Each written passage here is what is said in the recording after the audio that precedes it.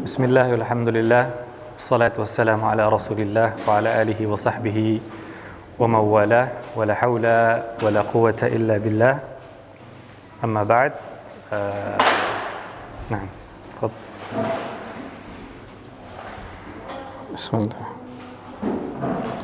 InsyaAllah pada hari ini kita teruskan pelajaran kita. Nah, halaman 63. InsyaAllah hari ini kita akan mulai dakwah jahriyah.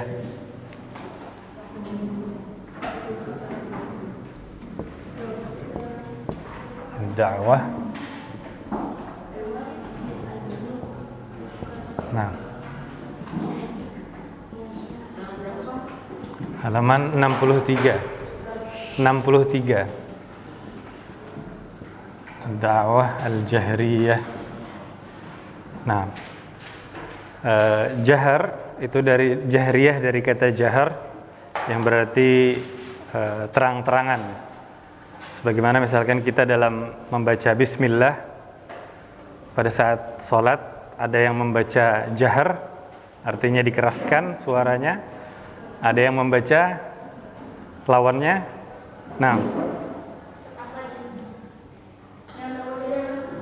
Nah, lawan dari jahriyah apa? Sembunyi-sembunyi, bahasa Arabnya?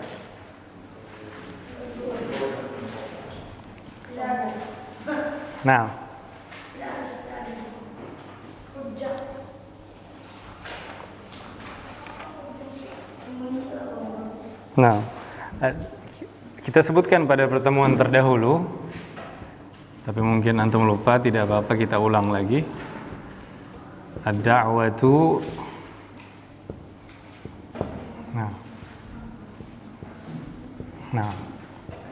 as-sirriyah. Ini sembunyi-sembunyi, dakwah as-sirriyah. Nah, jadi sir itu lawannya jahar. Jadi sebagaimana tadi membaca bismillah, ada yang membacanya jahar, ada yang membacanya sir, itu ada yang membaca dikeraskan, ada yang dipelankan. Nah, seperti itu juga pada dakwah. Nah, pada dakwah terdahulu kita sudah mempelajari bagaimana Nabi SAW memulai dakwah beliau dengan dakwah sirriyah dulu selama kurang lebih berapa tahun? 3 atau 4 tahun. Nah, 3 atau 4 tahun, betul. Barakallahu fiik. Kemudian baru pada periode berikutnya Nabi SAW berdakwah secara terbuka, berdakwah secara terang-terangan, atau yang disebut dengan dakwah al-jahriyah. Nah, dan tentunya yang menandai semua ini, peralihan dari periode ke periode ini adalah dengan turunnya wahyu. Karena Nabi SAW semua ucapan dan tindakan beliau adalah berdasarkan wahyu dari Allah Subhanahu wa taala, bukan inisiatif beliau sendiri. Nah, jadi ketika disuruh menyampaikan, baru beliau menyampaikan. Nah, belum disuruh menyampaikan, beliau belum. Nah, jadi pada pelajaran terdahulu kita sebutkan beberapa di antara nama-nama sahabat ya yang masuk Islam. Jadi disebutkan kurang lebih pada periode pertama tadi, kurang lebih 3 tahun Nabi SAW berdakwah.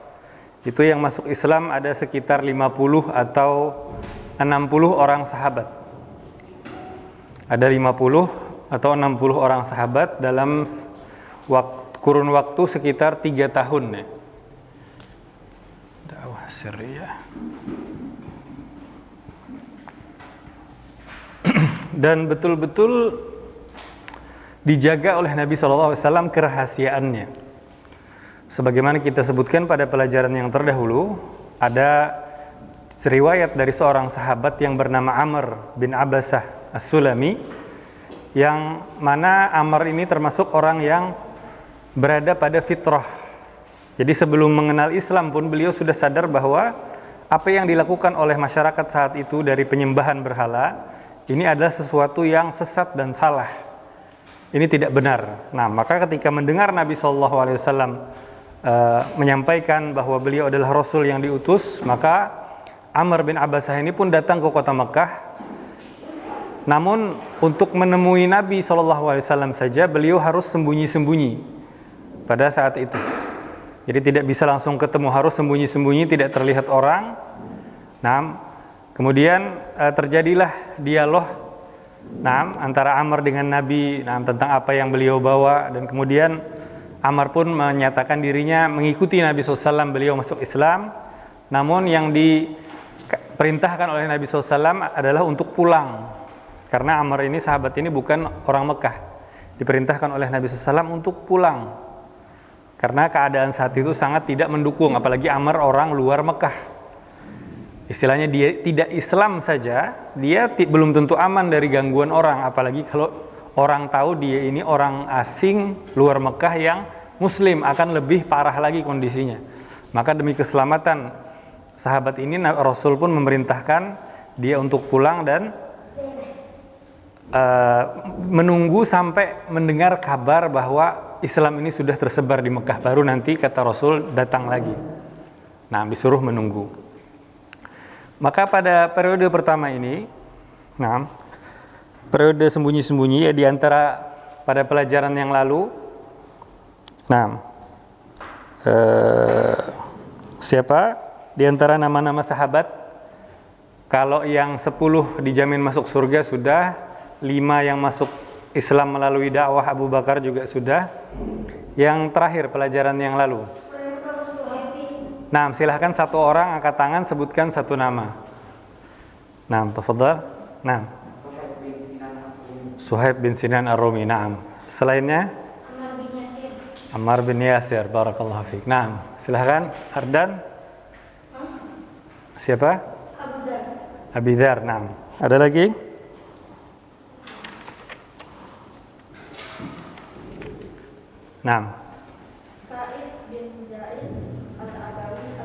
Nah, Sa'id bin Zaid Al-Adawi Al-Qurashi. Ada lagi? Tafadhal. Abdullah bin Mas'ud ridwanullahu alaihim. Nah, ada lagi? Nah, Khalid bin Sa'id bin Al-As. Nah, barakallahu fiik. Ada lagi? Kita sebutkan bahwa ada nama-nama yang disisipkan di dalam satu nomor. Nomor 1 sampai nomor 4 itu satu nama satu orang. Tapi nomor 5 itu setelah satu nama ada lagi tambahan yang tidak diberi nomor. Ada sahabat-sahabat sahabiyat juga. Nah, Al-Abbas bin Abdul Muttalib. Al-Abbas masuk Islamnya nanti menjelang dibebaskan kota Mekah. Nah, bukan yang pertama-tama. Namun, siapa? Sebutkan selain yang sudah disebutkan tadi. Nah, Tolha bukan, itu lebih dulu lagi. Ini yang, itu yang sebelumnya, tidak yang pelajaran terakhir saja. Nah, sudah tadi disebutkan Sa'id bin Zaid. Nah, Fatimah binti Khattab. Nah, juga ada Ummu Fadl, ya, atau Lubabah bin Al-Harith, atau Ubaidah bin Al-Harith ibn Abdul Muttalib, sepupu Rasul. Ada Abu Salamah juga bersama istrinya Ummu Salamah. Ada Utsman bin Mad'un. Nah, pada nomor 5 itu ada beberapa nama. Kemudian ada Al-Arqam bin Abil Arqam. Nah, yang mana nanti di rumah Al-Arqam bin Abil Arqam inilah Rasulullah SAW akan mulai berkumpul dengan para sahabat.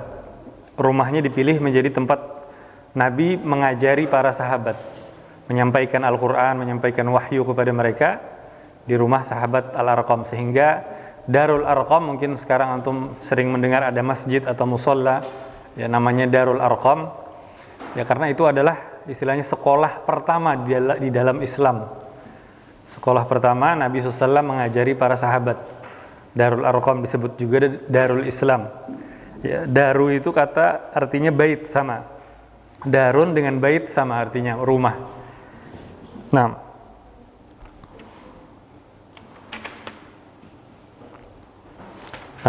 man yaqra? dakwah jahriyah. Tafadhal.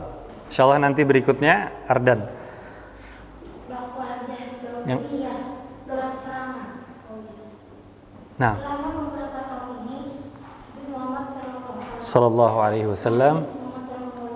Nah, belum menampakkan dakwahnya kepada perkumpulan umum orang-orang Quraisy. Dan kaum muslimin masih belum mampu menampakkan ibadah mereka karena khawatir kefanatikan kaum Quraisy. Setiap muslim yang hendak melakukan ibadahnya terpaksa harus pergi keluar kota Mekah untuk sholat secara sembunyi-sembunyi. Setelah ada lebih dari 30 orang yang masuk Islam dan sudah menjadi kebutuhan Rasulullah sallallahu alaihi wasallam. bermajelis dengan mereka untuk menghadiri dan mengajarkan ilmu kepada mereka, beliau memilih Umar Al-Arqam bin Abi Al-Arqam untuk bermajelis. Mereka adalah orang yang telah kami sebutkan keislamannya, dan selama di sana beliau berdakwah secara sirriyah, sembunyi-sembunyi, sampai turun firman Allah Subhanahu wa taala, "Fasta'dina tu'maru wa aqim anil musyrikin." Maka sampaikanlah olehmu secara terang-terangan segala apa yang diperintahkan kepadamu, dan berpalinglah dari orang-orang yang musyrik. Nah, Surah Al-Hijr ayat 94. nah, barakallahu fiik. Jadi ikhwan, kita sebutkan tadi pada periode pertama ini juga Nabi SAW mulai memilih berkumpul di rumahnya Al-Arqam bin Abil Arqam. Nah, sampai dan terus dakwah ini pada periode pertama tetap menjaga kerahasiaan. Jadi kita sebutkan juga pada pelajaran yang lalu, sebelum Nabi SAW ada di kalangan masyarakat Arab saat itu beberapa orang, ya di antaranya Waraqah bin Naufal, kemudian juga sahabat Amr bin Abbasah tadi sebelum Islam.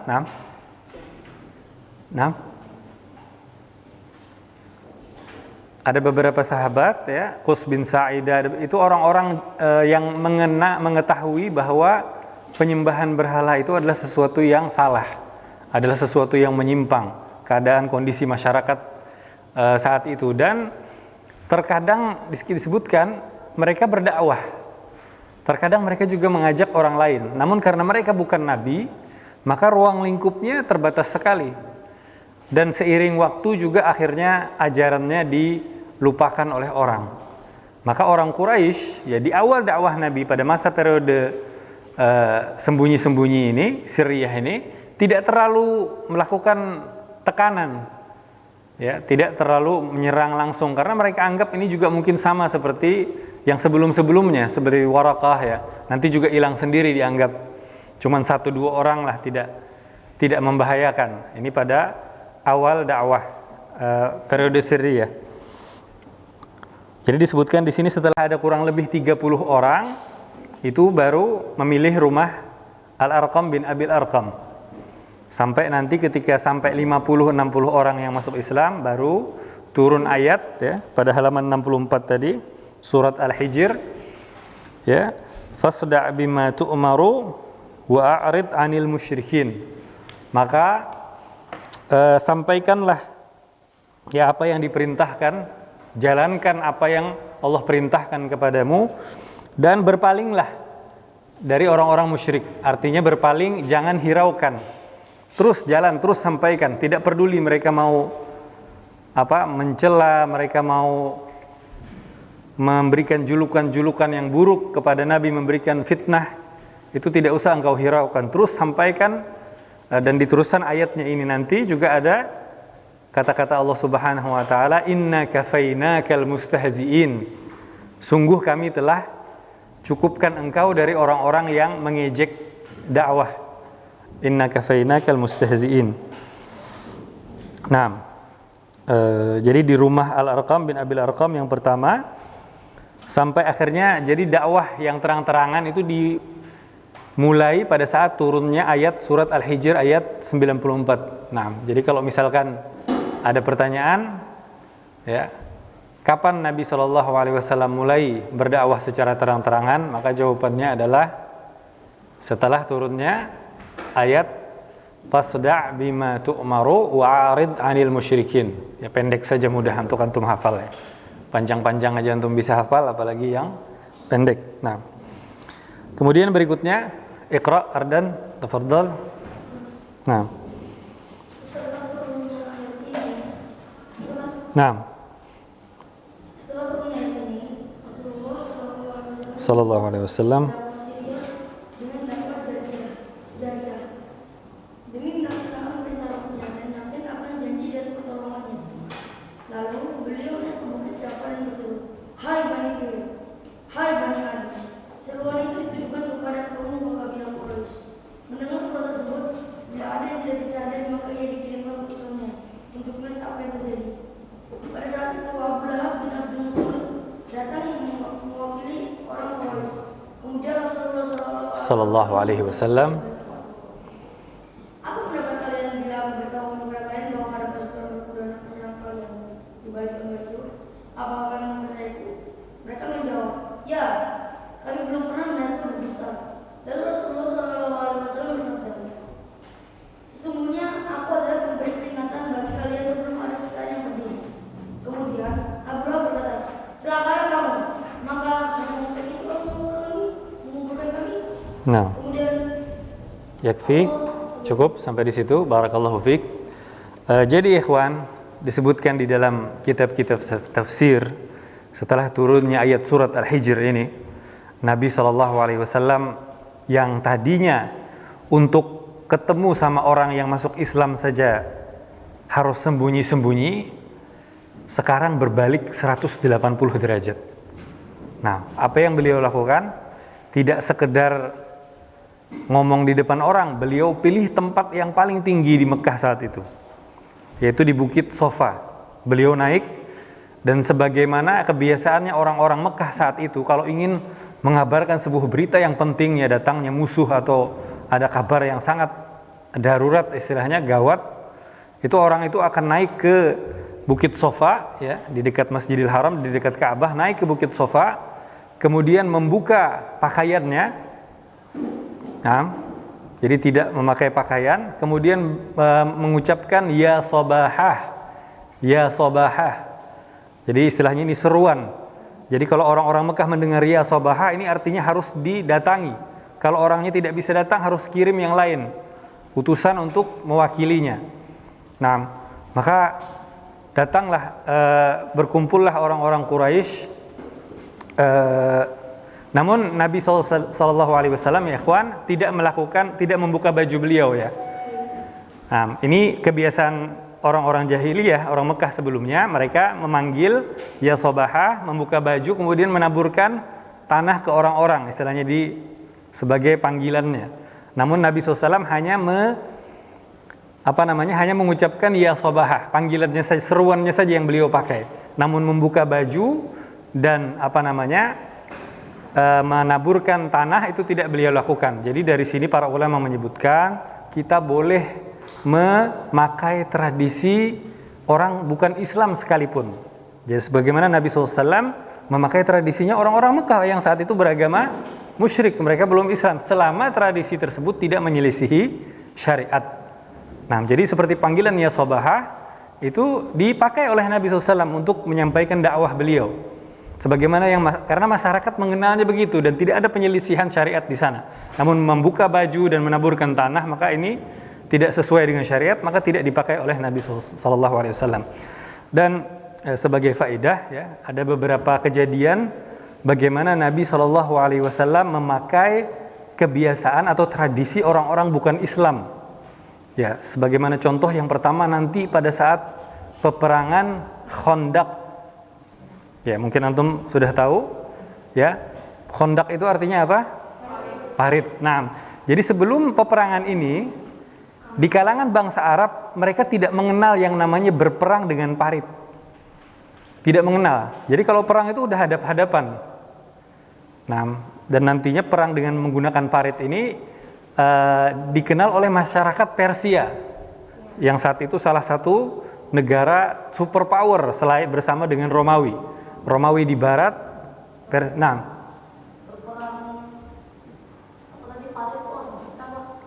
perang Khandaq. Nah, sebentar. Sebentar kita akan jawab dengan pelajaran ini. Nah, sebentar lagi kita sampai. Jadi yang biasa menggunakan ini adalah orang-orang Persia. Kalau musuh yang datang itu jumlahnya lebih besar, menyerang, kemudian diperkirakan kekuatan yang ada tidak seimbang dan sulit untuk berhadapan secara langsung, maka yang dilakukan itu adalah membikin parit di sekitar daerah, sehingga musuh tidak bisa masuk. Nah, jadi ini nantinya strategi ini dipakai bahkan pada zaman kita sekarang, pada zaman Perang Dunia Pertama, itu Inggris dengan Jerman 4 tahun, itu perang-perang hadapan di depan parit. Nggak bisa, yang ini tidak bisa menyerang ke sini, yang ini tidak bisa menyerang ke sini. Nah, jadi 4 tahun cuman hadap-hadapan di parit masing-masing, di daerah masing-masing. Jadi begitu juga pada saat peperangan Khandaq ya, pada saat itu kaum musyrikin, musuh-musuh Islam semuanya menyatukan kekuatan mereka untuk pertama kali dan terakhir kali ya. Mereka semuanya saat itu bisa kompak.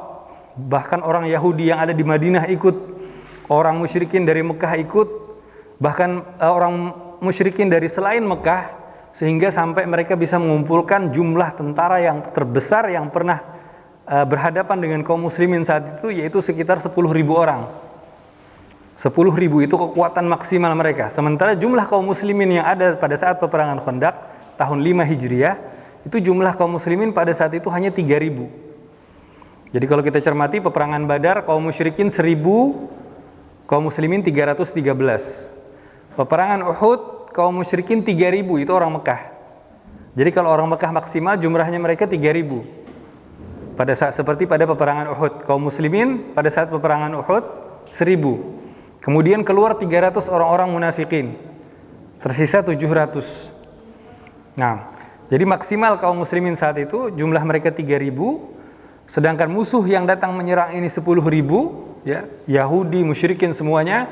Maka akhirnya atas usul sahabat yang bernama Salman, radhiyallahu anhu, beliau berasal dari Persia dan di negerinya mengusulkan kepada Rasul, ya Rasul, di negeri kami biasa kalau begini keadaannya tidak mungkin untuk berhadapan secara langsung, kami bangun parit.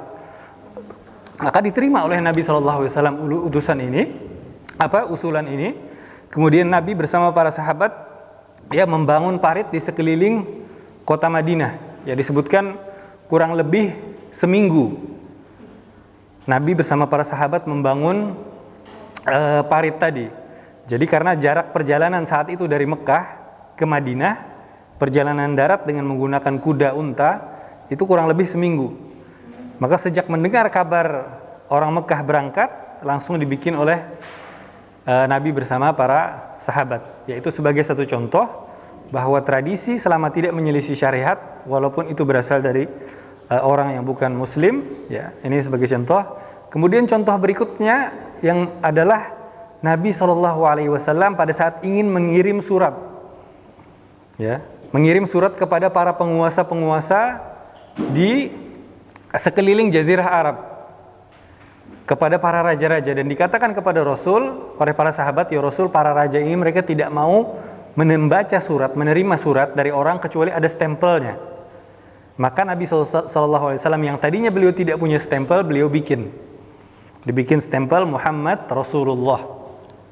Nah, padahal sebelumnya beliau tidak, namun supaya surat beliau dan dakwah beliau bisa dibaca dan tidak ada penyelisihan syariat disebut di sana. Nah, itu sebagai contoh. Kita kembali ke pelajaran kita. Maka akhirnya Nabi SAW pun naik ke Bukit Sofa tadi. Kemudian satu persatu beliau sebelumnya beliau tanya dulu kepada orang-orang Quraisy. Kata beliau, kalau saya bilang kepada kalian bahwa di belakang lembah ini ada sepasukan tentara yang siap untuk menyerang kalian, apakah kalian percaya? Kata mereka, tentu kami tidak pernah mendapat engkau berdusta, pasti kami percaya. Engkau tidak pernah berbohong. Maka kata Nabi SAW, sesungguhnya aku memperingatkan kepada kalian akan datangnya azab yang pedih. Nah, kemudian satu persatu dipanggil oleh Nabi SAW nama suku-suku Quraisy yang ada di Mekah. Ya, disebutkan ada Bani Adi, ya, sukunya Umar bin Khattab. Nah, kemudian juga ada Bani Fihr dan suku-suku yang lain semua, bahkan juga sampai ke sukunya Nabi SAW, ya, Bani Abdi Manaf, Bani Hashim. Nah, diajak semuanya untuk beriman kepada Allah. Sampai namanya disebutkan, paman Nabi SAW Al-Abbas, nama bibi Nabi SAW Sofiyah, diajak untuk beriman semuanya, bahkan Fatimah juga. Nah, diperingatkan dari adanya neraka, istilahnya, untuk menjaga diri dari siksaan neraka. Semuanya dipanggil oleh Nabi SAW. Nah, namun ternyata ketika sebelum sempat orang-orang lain, ya, musuh-musuh dakwah Islam yang lain sempat membantah Nabi SAW, ternyata bantahan pertama yang didapat oleh beliau SAW bukan dari orang jauh. Ternyata justru datangnya dari orang dekat, dari paman beliau sendiri, dari saudara ayah beliau sendiri, yang waktu Nabi SAW lahir sempat bergembira, ya, sempat bergembira dengan kelahiran Nabi. Namun itu kegembiraan yang biasa. Bahkan memerintahkan budak perempuannya yang bernama siapa? Ada yang masih ingat pelajaran yang lalu? Di antara yang menyusukan Nabi SAW siapa? Halimah As-Sa'diyah. Itu yang lama, itu di perkampungan Bani Sa'ad. Namun sebelum Halimah juga ada sempat. Nah, Thuwaibah. Thuwaibah ini adalah budak perempuannya dari Abu Lahab. Jadi termasuk di antara yang menyusukan Nabi SAW, karena begitu senangnya Abu Lahab sampai budak perempuannya diperintahkan untuk menyusui. Nah, namun itu di saat kelahiran beliau. Namun saat beliau mulai berdakwah, maka ternyata justru tantangan yang pertama harus beliau dapatkan itu adalah dari pamannya sendiri. Nah, maka istilahnya kalau orang lain, istilahnya mungkin kalau kita, ya, berada di posisi beliau, ya, menyampaikan kebenaran, mungkin kalau orang lain atau saingan di masa lalu, istilahnya yang pertama menolak itu mungkin agak mending lah, oh ini wajar, ya, musuh. Tapi kalau orang terdekat kita, istilahnya orang yang kita hormati, apalagi saudara ayah, itu justru rasanya akan jauh lebih sakit. Nah, apa yang diucapkan oleh Abu Lahab? Tabban laka, katanya, celaka engkau di depan orang-orang. Alihadza jama'tana, untuk ini saja katanya engkau mengumpulkan kami untuk mendengar dakwah Islam ini. Bahkan dia mengatakan, Abu Lahab juga mengatakan, tabban laka sa'irul yaum, ya, tabban, celaka kepadamu sepanjang hari. Sambil Abu Lahab disebutkan menggerakkan tangannya, ya, dengan isyarat yang menunjukkan, mungkin kalau zaman kita sekarang mungkin begini, ya, miripnya, isyarat tangan yang menunjukkan kegagalan, ya, mengejek. Maka Allah Subhanahu wa taala langsung yang membalas, yang menjawab, menurunkan surat Al-Lahab, ya, atau Al-Masad, yaitu siapa yang membaca? Man yaqra al-ayah? Naam, tafadhal. Surah Al-Lahab.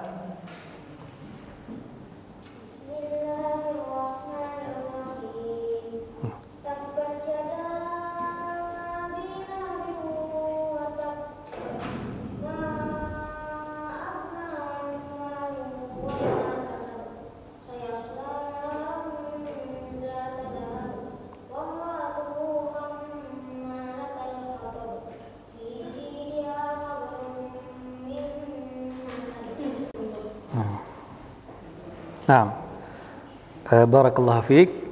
Jadi Allah Subhanahu wa taala yang membalas karena dia mengatakan tabban laka kepada Nabi, maka Allah pun langsung yang membalas tabbat yada abi lahabi wa tab. Nah, yang pertama disebut oleh Allah Subhanahu wa taala adalah apa? Kedua tangan. Tabbat yada abi lahab. Yang celaka pertama kedua tangannya. Kenapa? Karena disebutkan tadi Abu Lahab sambil mengucapkan tabban laka, ya, mengucapkan isyarat tangan, ya, seperti membuang debu, atau istilahnya kalau zaman kita mungkin maksudnya begini, ya, mengejek. Maka yang celaka itu kedua tangannya Abu Lahab, watab, dan dia pun celaka. Tidak cuma tangannya, orangnya juga celaka. Disebutkan oleh para ulama tafsir, di sini ada dua. kecelakaan yang disebutkan Allah Subhanahu wa taala. Tabban yang pertama itu adalah sebagai doa. Allah Subhanahu wa taala mendoakan keburukan, mendoakan kecelakaan untuk Abu Lahab. Yang kedua, tabbat yada, kemudian watab. Tab yang kedua itu menunjukkan apa? Kabar. Allah Subhanahu wa taala memberikan kabar bahwa dia telah celaka. Ya. Itu pada ayat yang pertama. Tabbat yada abi lahab wa tab ma aghna anhu maluhu wa ma kasab. Nama aslinya Abu Lahab ada yang tahu siapa? Nah, Abdul Uzza. Namun Allah Subhanahu wa taala di dalam Quran tidak menyebut nama Abdul Uzza karena di situ ada penghambaan kepada selain Allah. Nah, maka Allah Subhanahu wa taala menyebut dengan gelarnya Abu Lahab.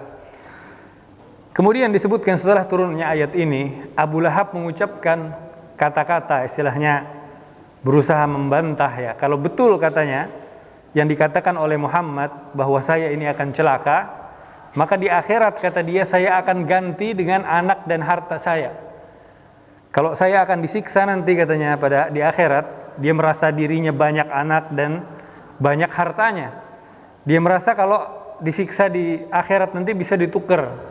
Saya akan selamat katanya. Bisa ditukar nih, ambil semua anak sama harta. Maka Allah Subhanahu wa taala pun menjawab kata-katanya ini dengan ayat yang kedua. Ya, ma aghna anhu maluhu wa ma kasab, tidak akan bermanfaat bagi dia apa-apa, hartanya dan apa yang dia peroleh. Disebutkan ini kasab ini artinya anaknya, harta dan anaknya. Apa yang dia usahakannya. Sayasla naran dzata lahab, disebutkan siksaan yang Allah Subhanahu wa taala berikan bagi Abu Lahab ya, bahwa dia akan dimasukkan ke dalam neraka yang menyala-nyala. Padahal ayat ini turun ya ikhwan kurang lebih 10 tahun sebelum Abu Lahab tewas. Jadi ini disebutkan di antara mukjizat surat Al-Lahab ini. Karena kalau saja ia mau istilahnya secara akal ya untuk mendustakan Al-Quran, dia bisa saja pura-pura menyatakan masuk Islam. Berarti nggak benar nih, saya masuk Islam, ayatnya bilang saya masuk neraka. Tapi ternyata Allah Subhanahu wa taala sudah kunci hatinya. Maka sampai 10 tahun panjang lamanya setelah turun ayat ini baru orang ini tewas. Dan selama itu juga dia dan istrinya sama sekali tidak beriman. Sayasla naran dzata lahab wa imra'atuhu hammalatal hatab. Disebutkan Abu Lahab ini memiliki seorang istri yang bernama Ummu Jamil. Ya, istrinya yang bernama Ummu Jamil, dan ini juga selalu mendukung mendukung Abu Lahab untuk menyakiti Nabi SAW. Disebutkan Ummu Jamil ini sampai karena rumahnya berdekatan dengan rumah Nabi SAW, kalau pagi-pagi sebelum Nabi SAW keluar, di depan pintu rumah ditaruh oleh Ummu Jamil ini istilahnya kayu-kayu ya, ranting-ranting yang tajam, dengan harapan kalau Nabi SAW keluar beliau akan terinjak atau terluka. Sampai sebegitunya. Maka karena dia telah menolong suaminya di dunia untuk menyakiti Nabi SAW, maka kata Allah Subhanahu wa taala nanti pada saat di akhirat, pada saat Abu Lahab ini dibakar di neraka, maka istrinya juga akan dapat peran untuk membantu suaminya supaya api yang membakar suaminya lebih besar lagi. Disebutkan hammalatal hatab di sini, pembawa kayu bakar. Ini disebutkan oleh para ulama di antara tafsiran dari ayat tersebut. Jadi istrinya nanti akan dijadikan pada hari kiamat ya, itu membawa kayu bakar supaya api yang membakar suaminya lebih besar lagi, karena mereka berdua sama-sama ya saling tolong menolong untuk memusuhi Nabi SAW pada saat di dunia. Wa imra'atuhu hammalatal hatab fi jidiha hablum mim masad. Ya, di lehernya disebutkan ada tali dari sabut ya. Disebutkan di dalam kitab-kitab tafsir, diceritakan Ummu Jamil ini katanya memiliki kalung yang mahal.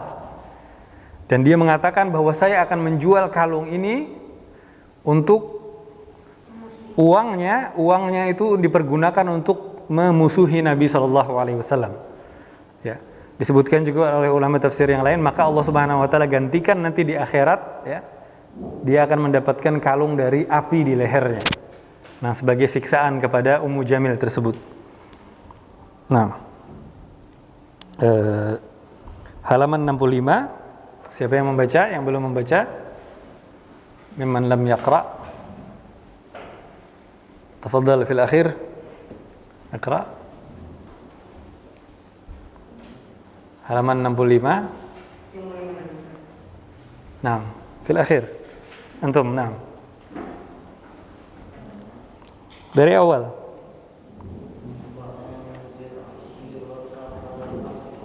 Dari awal yang dimaksud dengan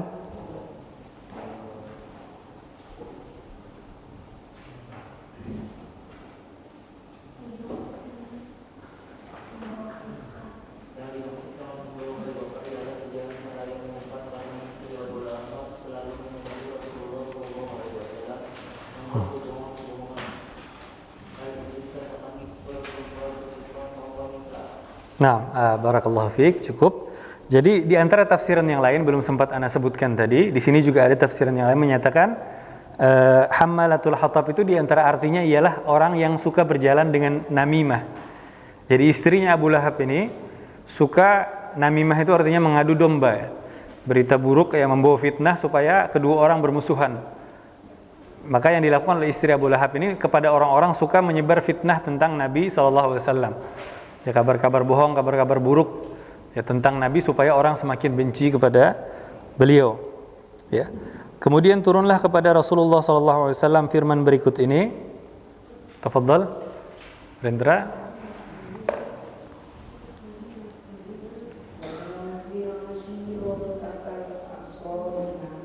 Dan berilah peringatan kepada kerabat-kerabatmu yang terdekat. Ayat 214. Yang dimaksud dengan kerabat yang terdekat ialah Bani Hashim, Bani Muthalib, Bani Naufal, dan Bani Abdusi Syamsi.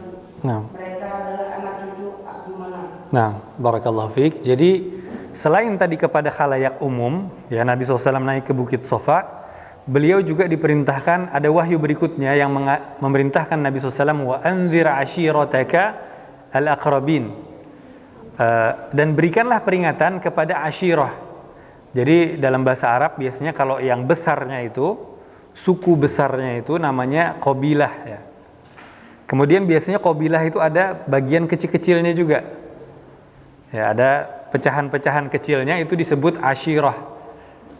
Nah, itu maka keluarga terdekat, maka disebut di sini berikan peringatan kepada keluarga terdekat. Disebutkan di dalam kitab-kitab tafsir bahwa Nabi SAW pada saat itu beliau berpikir kalau langsung mendakwahi kepada keluarga beliau yang mengumpulkan semuanya, Bani Hashim, Bani Abdul Muthalib, ya, ada kurang lebih 30 atau 40 orang laki-laki pada saat itu.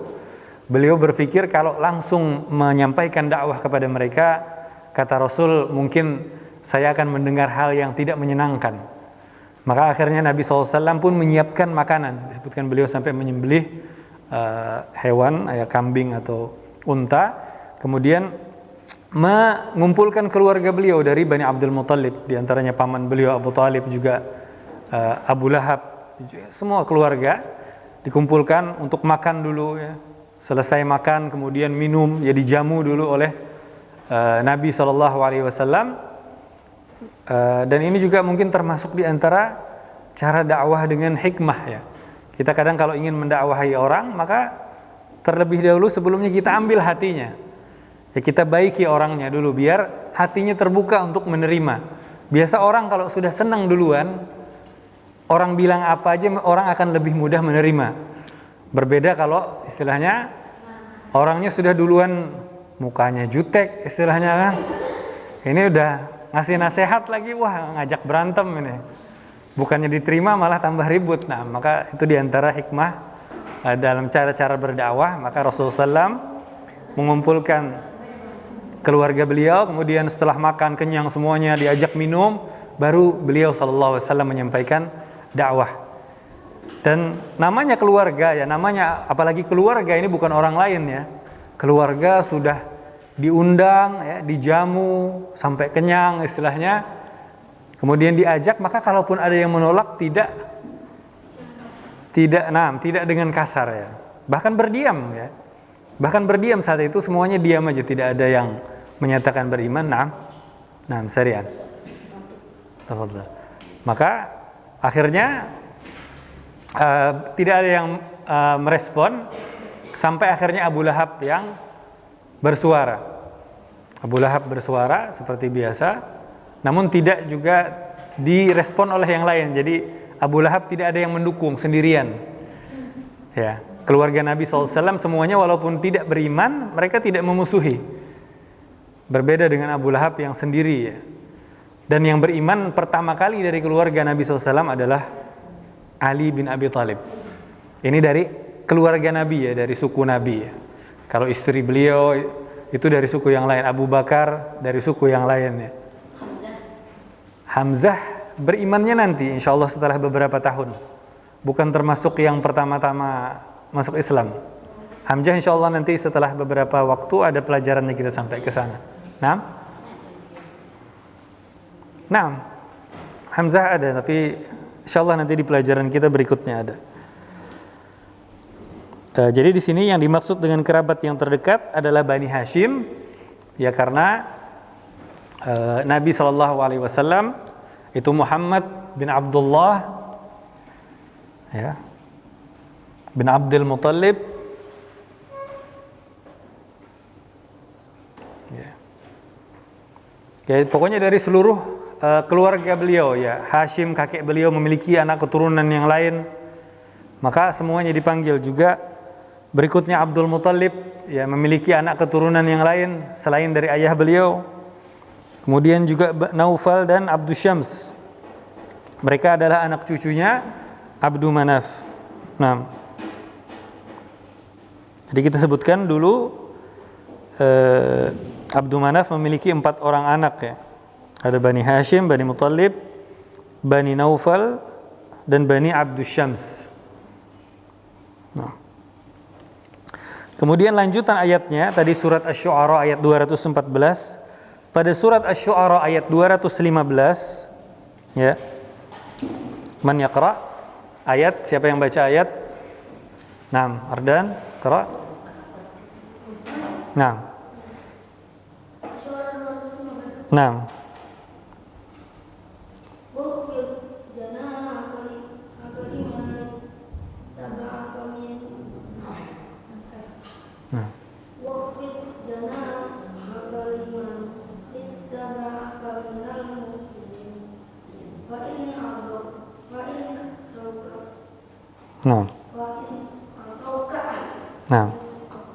Terjemahannya, dan hendaklah dirimu terhadap orang-orang yang sepertimu, yaitu orang-orang yang beriman, jika mereka mendurhakaimu. Quran surah Asy-Syu'ara ayat 215 dan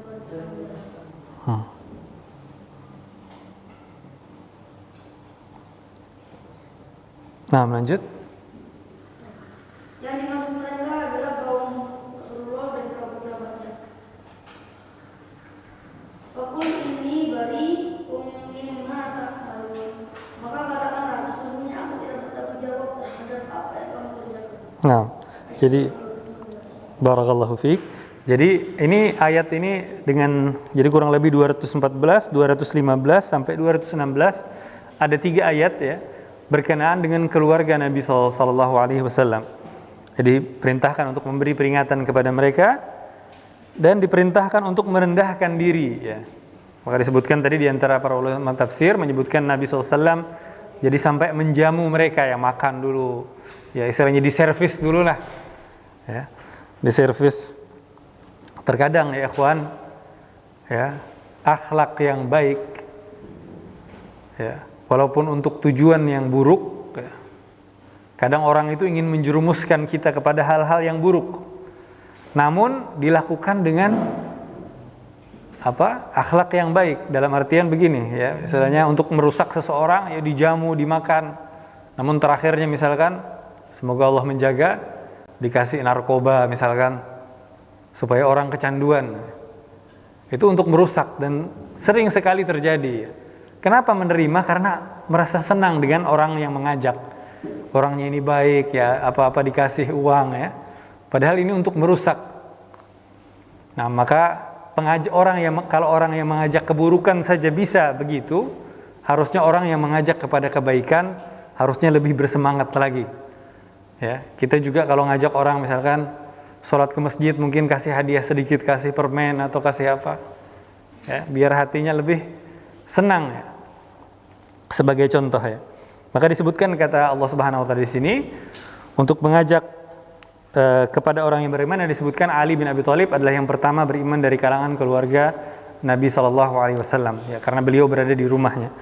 Fa in asauka, dan kalau mereka ingkar ya seperti Abu Lahab ya. Abu Lahab dari kalangan keluarga Nabi SAW yang pertama menentang, faqul inni bari'um mimma ta'malun. Rasul diperintahkan untuk mengatakan sungguhnya saya berlepas diri dari apa yang engkau perbuat. Jadi walaupun keluarganya Nabi SAW ada hubungan darah dengan beliau, paman beliau, saudara ayah beliau, Rasul tidak bisa menyelamatkan. Nah, keselamatan dan hidayah hanya dari Allah Subhanahu wa taala, ditunjuk kepada siapa yang ia kehendaki.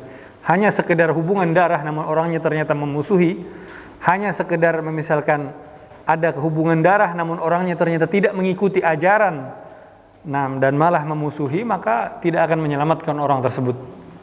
Nah, jadi kalau ada yang agak aneh ya, kita mendengar seseorang tidak mau saat sholat membaca surat Al-Lahab. Wallahu a'lam, mungkin antum mendengar, tapi ada di beberapa tempat ya, kita mendengar ada orang yang kalau sholat katanya tidak mau membaca surat Al-Lahab. Ditanya kenapa? Takut menyakiti Nabi SAW. Karena surat Al-Lahab ini katanya ceritanya tentang paman Nabi, keluarga Nabi. Takut beliau sakit hati kalau kita baca. Ini orang yang memakai agama dengan akal. Padahal dan tidak tahu sejarah. Padahal kalau kita kembali kepada sebab turunnya ayat ini, surat Al-Lahab ini justru karena Abu Lahab itu menyakiti Nabi SAW lebih dari yang lain. Maka sampai diturunkan oleh Allah. Kemudian tiba-tiba ada orang pada zaman sekarang, bahkan katanya kalau membaca surat Al-Lahab itu kalau sholat, mengimami sholat jamaah, itu dibacanya dengan suara pelan, hampir tidak terdengar. Jadi ini di sini memakai akal sendiri ya. Padahal kalau kita kembali ke kitab-kitab tafsir, ya hadis tentang sebab turunnya surat Al-Lahab itu justru karena permusuhannya sampai Allah Subhanahu wa taala abadikan. Abu Jahal ya ikhwan, antum tidak akan dapati nama Abu Jahal di dalam Quran. Antum tidak akan dapati nama Abu Jahal atau Al-Walid ibn Mughirah. Insyaallah setelah pelajaran mendatang kita akan mempelajari juga nama musuh-musuh terbesar dakwah Rasul sallallahu alaihi wasallam.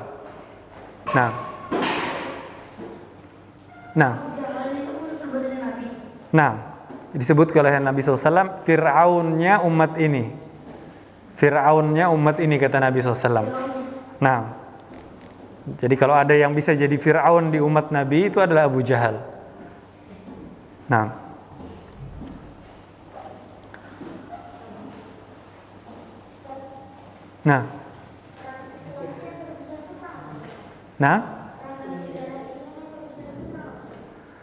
perang terbesar tentu saja adalah peperangan Badar. Ya, peperangan yang paling menentukan ya, besar dalam artian pengaruhnya. Besar dalam artian pengaruh. Kalau dari jumlah, semakin setelah Nabi SAW, kaum muslimin jumlahnya lebih banyak lagi. Kalau dari segi jumlah. Tapi kalau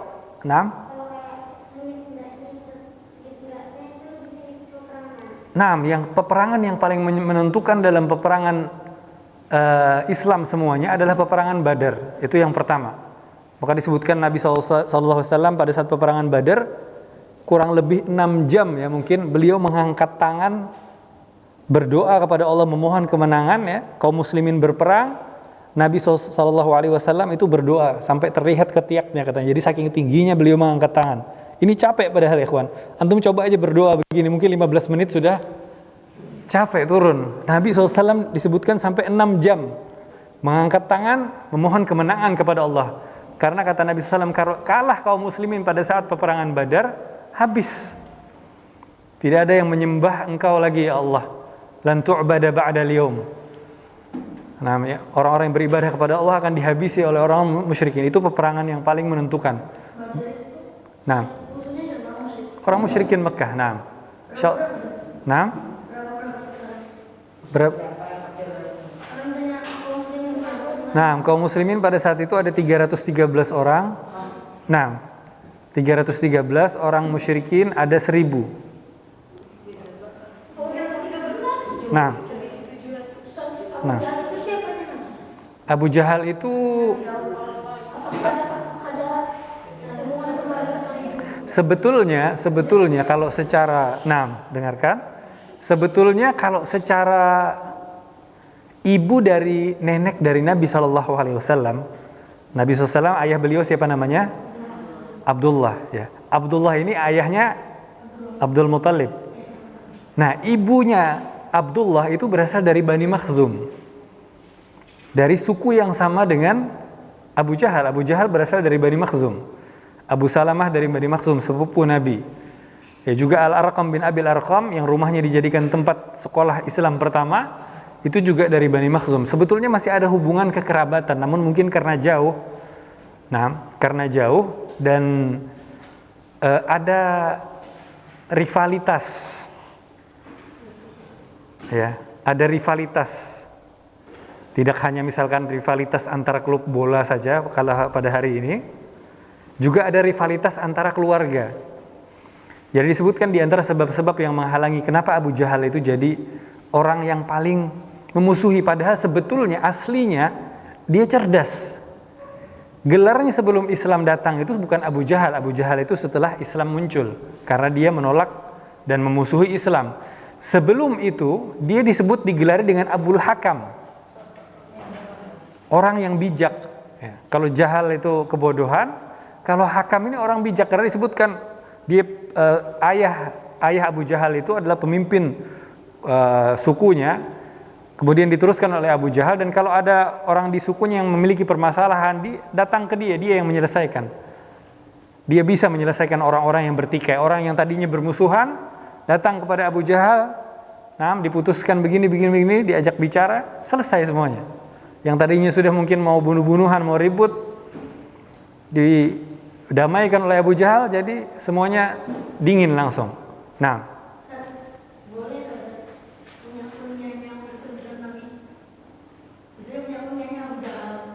Tidak boleh ya, akhi. Kita nama itu adalah doa. Nama itu adalah doa. Nama selama artinya baik, bahkan bukan bahasa Arab sekalipun, selama nama antum itu artinya baik, tidak masalah. Nama adalah doa. Betul? Musailamah al-Kadzab itu nanti setelah Nabi SAW meninggal.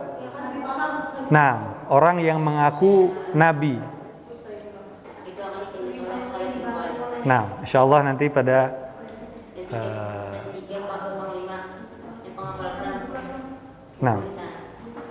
insyaallah nanti pada waktunya, mungkin tahun kelas 2 atau kelas 3 mungkin atau mempelajari. Insyaallah kita teruskan lagi pelajaran kita. Siapa yang membaca? Kemudian Rasulullah SAW mengumpulkan. Kemudian Rasulullah SAW mengumpulkan mereka lalu berkata, sesungguhnya seorang pemimpin tidak akan berdusta terhadap kaum kerabatnya. Demi Allah, seandainya semua manusia berdusta, aku tidak akan berdusta kepada kalian. Dan seandainya semua manusia menipu kalian, aku tidak akan menipu kalian. Demi Allah, yang kita kepada ilah dengan sakti ibadahi saya dia. Sesungguhnya aku adalah utusan Allah kepada kalian dan khusus dan untuk manusia seluruhnya. Demi Allah, sungguh kalian pasti akan mati sebagaimana kalian tidur, dan sungguh pasti kalian akan dilakukan sebagaimana kalian akan tidur. Niscaya kalian akan melihat sesuai apa yang kalian lakukan. Niscaya kalian akan dibalas kebaikan dengan kebaikan dan keburukan dengan keburukan. Sungguhnya balasan itu surga yang abadi atau neraka yang abadi. Nah, barakallahu fiik. Jadi ikhwan, Nabi SAW juga ini disebutkan dalam sirahnya Ibnu Hisham. Kalau misalkan ikhwan sebagai contoh ya, bagaimana Nabi SAW berusaha menjelaskan kepada keluarga beliau betapa yang beliau bawa ini benar-benar wahyu dari Allah ya. Kita ambil sebagai contoh ya, seorang penipu ya, seorang penipu itu mungkin, apalagi penipu yang lihai sekali, dia mungkin akan menipu kepada orang lain ya, orang yang tidak dikenal. Tapi kira-kira adiknya sendiri, dia bohong kepada semua orang. Tapi kira-kira sama orang tuanya sendiri di rumah, sama adiknya sendiri, mungkin nggak kira-kira dia bohong?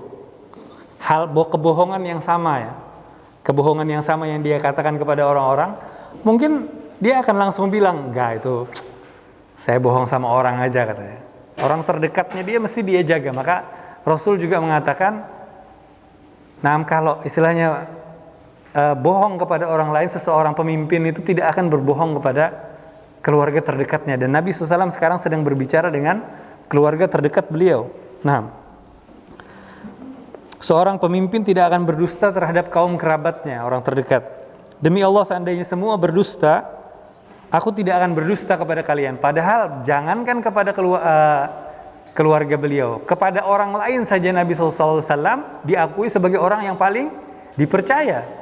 Dan ini dibuktikan tadi di Bukit Sofa ketika Nabi SAW mengatakan kepada mereka sebelumnya, kalau saya bilang di belakang gunung ini ada pasukan yang menyerang, kalian percaya? Percaya, kata mereka, kami nggak pernah dengar engkau berdusta. Nah, jadi kejujuran Nabi SAW sudah diakui oleh orang sekalipun, apalagi oleh keluarga terdekat. Nah, maka beliau mengatakan, dan seandainya semua manusia berdusta, aku tidak akan berdusta. Kalau seandainya kata Rasul seluruh manusia berbohong kepada kalian, saya tidak akan bohong. Kalau seandainya semua manusia menipu kalian, saya tidak akan menipu. Karena kalian adalah orang dekat ya. Karena seseorang penipu sekalipun tidak akan menipu keluarga terdekatnya istilahnya. Orang yang dia cintai ya, keluarganya, orang tuanya, anaknya, saudaranya. Demi Allah yang tidak ada ilah yang berhak diibadahi, sungguhnya aku adalah utusan Allah kepada kalian secara khusus dan untuk umat manusia seluruhnya. Jadi khusus Allah Subhanahu wa taala memerintahkan kepada Nabi SAW untuk mendakwahi keluarga beliau. Jadi disebutkan di sini. Dan berdakwah, maka pada saat seseorang yang berdakwah ya kawan, mungkin kita kalau berbicara di depan orang lain, memberikan nasihat, memberikan dakwah kepada orang lain, mungkin kita biasa saja. Namun pada saat yang didakwahi ini adalah orang-orang keluarga terdekat ya, orang tua ya, itu tentunya seseorang akan ada sedikit mungkin perasaan ya ragu-ragu ya, takut ditolak. Ini orang terdekat, kalau ditolak akan lebih sakit ya daripada orang lain. Namun Allah Subhanahu wa taala memerintahkan dan keluarga memiliki hak yang lebih dari orang lain di dalam dakwah. Jadi hak untuk didakwahi, yang mendapatkan dakwah seluruh manusia. Yang kedua adalah hak kekerabatan, kebaikan ya, karena dakwah itu adalah kebaikan. Dan keluarga terdekat itu punya hak yang lebih daripada orang lain akan kebaikan. Kalau misalkan antum punya uang banyak, miliaran ya, dibagi-bagi, maka mesti orang yang terdekat keluarga pengen lebih dari orang, jangan disamakan. Ini kebaikan. Demikian juga nasihat atau dakwah ya. Keluarga lebih berhak dapat dari orang lain. Kemudian Rasul mengatakan, demi Allah sungguh kalian pasti akan mati sebagaimana kalian tidur. Kita tiap hari, antum misalkan malam ya, tahu insya Allah malam ini tidur ya, tidur siang ada, tidur malam. Maka kematian juga pasti akan datang sebagaimana tidur, jam tidur itu akan datang. Cuman bedanya mungkin jam tidur kita tahu, jam kematian mungkin jam kematian kita tidak tahu. Dan sungguh pasti kalian akan dibangkitkan sebagaimana kalian bangun dari tidur. Karena orang-orang musyrikin pada saat itu mereka tidak percaya dengan hari kebangkitan. Mereka anggap orang meninggal itu sudah habis ceritanya sampai di situ, jadi debu. Tidak mungkin dibangkitkan lagi. Maka kata Nabi SAW, sebagaimana kalian setiap kali tidur itu kalian bangun, seperti itu juga mati. Nanti akan dibangkitkan. Nah, niscaya kalian akan dihisap dan akan dihitung semua amalannya, baik dan buruk, kecil dan besar. Dan niscaya kalian akan dibalas, kemudian akan dibalas yang berbuat baik dengan kebaikan dan keburukan dengan keburukan. Nah, dan itu abadi balasannya. Surga itu abadi, neraka itu abadi. Nah, sampai jam berapa?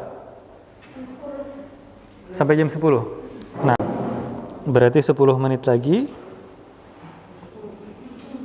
Nah, kita habiskan saya sampai halaman 66 berarti. Nah, setelah kaumnya mendengar perkataan Rasulullah tersebut, siapa yang belum baca? Nah, yang lain mendengarkan ya ikhwan. Nah, intadhir hatta yarji' ba'dahu. Nah, kaumnya mendengar perkataan Rasulullah tersebut, mereka membicarakannya dengan lembut selain pamannya sendiri, yaitu Abu Lahab, yang merupakan musuh besar Rasulullah. Abu Lahab mengatakan, tampak dia sebelum bangsa Arab bersatu dengannya. Apabila kalian mau menyerah kepadanya, berarti kalian hina. Dan apabila kalian mempertahankannya, niscaya kalian akan kami perangi. Serta merta Abu Thalib menjawab, demi Allah, kami akan mempertahankannya selagi kami masih hidup. Kemudian semuanya bubar. Nah, barakallahu fiik. Jadi setelah Rasulullah SAW selesai berbicara kepada keluarga beliau, ya, yang lain semuanya istilahnya menyambut dengan halus, ya, yang tidak beriman sekalipun tidak terang-terangan menolak. Nah, kecuali Abu Lahab, ya, musuh terbesar Rasul, di depan orang saja dia berani. Misalnya kadang-kadang begini kan, keluarga terdekat itu, kadang kalau di depan umum antum misalkan melakukan kesalahan, paman antum misalkan, antum di depan umum melakukan kesalahan misalkan, tapi di depan umum paman antum akan berusaha menjaga, biasanya begitu, tidak marah-marah, malah mungkin membela. Tapi nanti kalau sudah berduaan pulang, orang sudah tidak ada, berduaan, mungkin baru antum dimarahi sama paman antum, biasanya begitu.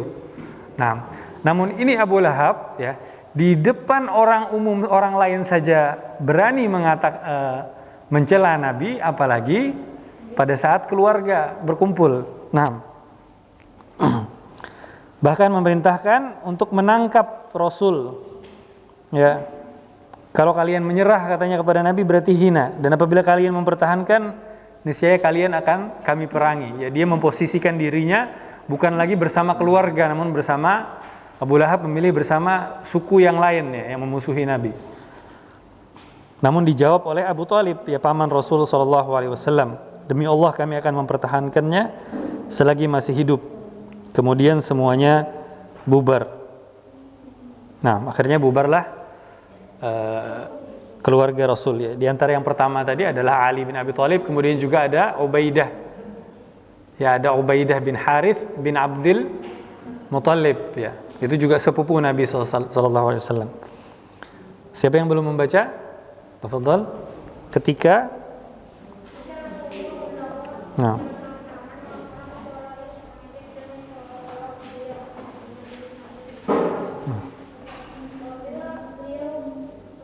sallallahu alaihi wasallam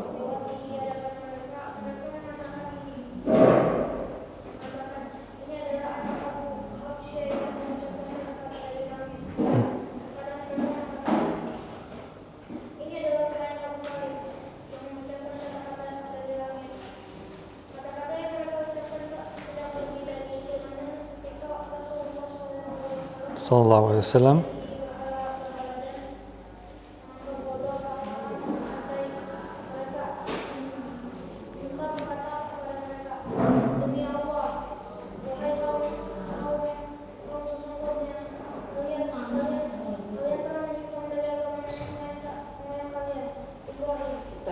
Nah, tadi yang izin sebelumnya siapa tadi? Nah, yang duluan tadi sebelum, nah, urutan ya, urut. Nah, gantian ya. Nah, barakallahu fiik, sampai di situ. Jadi ikhwan, kita sebutkan tadi orang-orang Quraisy itu pada saat Nabi SAW pertama berdakwah, mereka tidak terlalu marah. Namun ketika Nabi SAW sudah mulai menjelaskan hakikat dari berhala yang disembah, ya, Rasulullah SAW menyampaikan ayat yang menyampaikan bahwa berhala-berhala yang disembah itu tidak bisa memberikan manfaat, baru mereka mulai kebakaran jenggot, ya. Istilahnya kalau bahasa kita. Dan ya. Dan di antara olokan-olokan mereka kepada Nabi SAW, mereka mengatakan ini adalah anak Abu Kabsyah. Ada yang masih ingat Abu Kabsyah siapa? Abu Kabsyah? Ada yang masih ingat? Nah, ahsan, barakallah. Suaminya dari Halimah As-Sa'diyah. Jadi ayah susu dari Nabi SAW. Maka pada saat mereka ingin mengejek Nabi, mereka bilang ini anaknya Abu Kabsyah. Misalnya karena Abu Kabsyah orang yang tidak dikenal di kalangan masyarakat Quraisy, ya. Misalnya orang yang tinggal di perkampungan. Namun padahal Nabi SAW adalah putranya dari tokoh Mekah, ya. Dari ayah beliau Abdullah, dari kakek beliau yang adalah pemimpin Abdul Muttalib. Sehingga ketika Nabi SAW pada saat peperangan Hunain, ya, pada saat peperangan Hunain nanti, Rasulullah SAW pada saat itu setelah pembebasan kota Mekah, kaum muslimin pada saat pembebasan kota Mekah itu jumlahnya ada 10.000. Padahal sebelumnya pada saat peperangan Khandaq tahun 5 Hijriah, pembebasan kota Mekah tahun 8 Hijriah. Jadi dalam 3 tahun jumlah kaum muslimin itu naik 3 kali lipat lebih. Dari 3.000 jadi 10.000. Ya, ketika mereka membebaskan kota Mekah 10.000, setelah selesai pembebasan kota Mekah mereka berperang ke Hunain. Sehingga saat itu karena merasa banyak untuk pertama kalinya, ada sebagian dari kaum muslimin yang merasa katanya kita tidak mungkin kalah. Kita banyak sekarang untuk pertama kalinya. Sebelum ini selalu kaum muslimin itu jumlahnya karena sedikit, ya. Namun ternyata apa yang terjadi, mereka sebelum sampai ke Hunain, musuh sudah menyiapkan diri di celah. Jadi kaum muslimin itu di jalanan, ada celah pegunungan di atas itu, musuh itu dari atas sudah menyiapkan panah dan langsung dihujani dengan panah. Hujan panah, ya ikhwan, dalam artian hampir mendekati hujan air. Ya, karena pemanah itu mereka biasanya memiliki beberapa barisan. Barisan pertama melepaskan, langsung berikutnya barisan kedua. Sambil yang pertama yang sudah melempar tadi mengisi lagi. Jadi selesai misalkan barisan ketiga, langsung disambung lagi oleh yang pertama. Jadi betul-betul seperti hujan. Bedanya ini hujan panah, bukan hujan air. Maka apa yang terjadi, kaum muslimin pun bercerai-berai. Nah, lari, sebagian mereka kabur. Dan Nabi SAW bersama para sahabatlah yang bertahan dan memanggil yang lain. Rasulullah SAW mengatakan, Ana nabiyyun la kadhib, kata beliau, saya ini nabi tidak ada dusta. Ana ibnu Abdul Muttalib, kata beliau. Saya anaknya Abdul Muttalib, cucunya padahal. Namun yang dikenal oleh masyarakat Quraisy adalah kakek Nabi Abdul Muttalib, yang terkenal dengan keberaniannya. Adapun ayah Nabi SAW karena meninggal pada saat usia muda, jadi tidak terlalu dikenal oleh masyarakat Quraisy. Ya, namun kakek beliau yang sangat dikenal. Maka beliau mengatakan pada saat peperangan Hunain untuk menyemangati kaum muslimin yang lain, saya Nabi nggak bohong-bohongan. Ya, bukan seperti sekarang, ya. Saya begini tapi bohong, katanya. Nah, kata Nabi SAW, Ana nabiyyun la kadhib, saya Nabi dan tidak ada kebohongan. Ana ibnu Abdul Muttalib. Itu ya, ikhwan. Jadi di antara ejekan tadi, orang Quraisy mengejek Nabi SAW ini anaknya Abu Kabsyah yang dapat berita dari langit. Kemudian dikatakan ini pelayannya Abu Thalib. Nah, kata-kata mereka tidak lebih dari itu di awal. Kemudian ketika Rasul mulai mencaci berhala, ya, padahal ini menjelaskan berhala tidak bisa memberikan manfaat, tidak memberikan mudarat. Namun penyembah berhala akan menganggap ini celaan. Ya.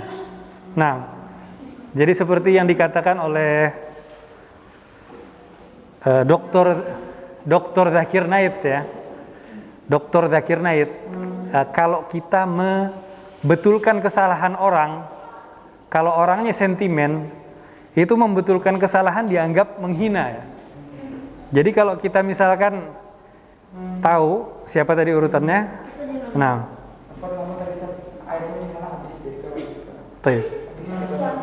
atau sebentar lagi kita juga mau habis pelajarannya. Nah, habis ini istirahat sekalian. Nah, istirahat. Nah, disebutkan kita tahu 2 tambah 2 adalah berapa? 4. Namun ada orang yang bilang 2 tambah 2 8. Nah, misalkan ya, kemudian kita pengen membenarkan 2 tambah 2 4, kamu salah. Dia bilang, kamu ngejek saya. Nah, kamu mencela saya. Nah, karena orang ini tidak tahu. Namun kita yang tahu bahwa itu salah akan tersenyum. Namun orang yang tidak tahu, orang yang bodoh, itu ketika dibetulkan kesalahan, dia menganggap membetulkan kesalahan itu sebagai celaan. Dan itu yang dihadapi oleh Nabi SAW pada saat beliau menjelaskan kepada kaum musyrikin bahwa penyembahan berhala itu tidak bisa memberikan apa-apa. Ngapain menyembah berhala, memberikan sesajen, memberikan kurban, ya dikasih baju, dikasih minyak wangi ya. Orangnya tidak bisa, bukan orang lagi ya. Yang disembah tidak bisa memberikan manfaat apa-apa. Nah, mendengar diajak bicara saja tidak bisa. Ya, makanya sampai sahabat Abdullah bin Rawahah itu diantara sebab masuk Islam beliau asalnya menyembah berhala.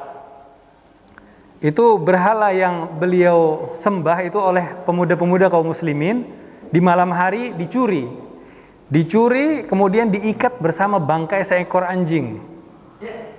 Semoga Allah menjaga kita semua. Jadi dalam posisi yang sangat hina. Dia padahal menyembah berhala itu, namun terikat bersama bangkai ya, hewan yang hina di tempat yang kotor. Maka dia pun melihat tidak mungkin ini adalah Tuhan ya. Orang yang dalam posisi yang begitu hina. Kalau manusia saja tidak akan rela ya diletakkan dalam posisi yang begitu, apalagi orang yang diibadahi. Nah, insyaallah mungkin sampai di sini pelajaran kita pada hari ini. Nah, sudah bel? Belum? Nah, sudah jam 10 ya. Kita tutup dengan doa kafaratul majlis. Subhanakallahumma wa bihamdika asyhadu an la ilaha illa anta astaghfiruka wa atubu ilaik. Assalamualaikum warahmatullahi wabarakatuh.